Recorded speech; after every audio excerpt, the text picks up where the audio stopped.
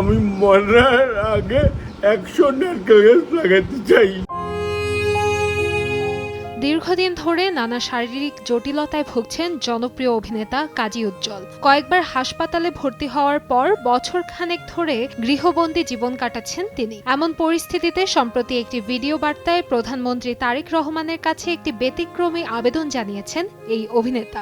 আমি কোনো সাহায্য চাই না, আমার একটাই আশা, আমাকে 100টা হাইব্রিড জাতের নারকেল গাছের ব্যবস্থা করে দেবেন।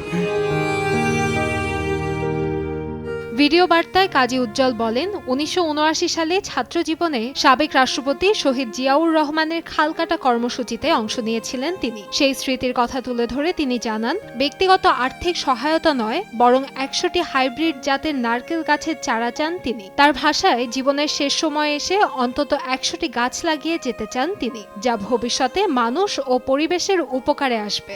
100 নারকেল গাছ লাগাতে চাই, এটা আমার পৃথিবীর কাছে ঋণ শোধ করব।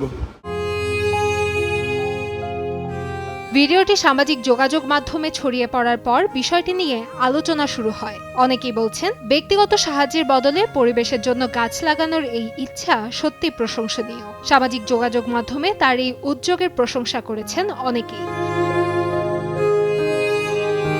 অভিনয়ে আসার আগে কাজী উজ্জ্বল শিল্প মন্ত্রণালয়ের একজন কর্মকর্তা হিসেবে দায়িত্ব পালন করেছেন। পরে 80-র দশকে চাকরি ছেড়ে অভিনয় জগতে যোগ দেন। 1985 সালে নাট্য ব্যক্তিত্ব মামুনুর রশিদের হাত ধরে তার মঞ্চ নাটকে পথ চলা শুরু হয়। এরপর 90-এর দশকের শুরুতে বিটিভির জনপ্রিয় নাটক সুপ্রভাত ঢাকাতে অভিনয়ের মাধ্যমে দর্শকদের নজরে আসেন তিনি।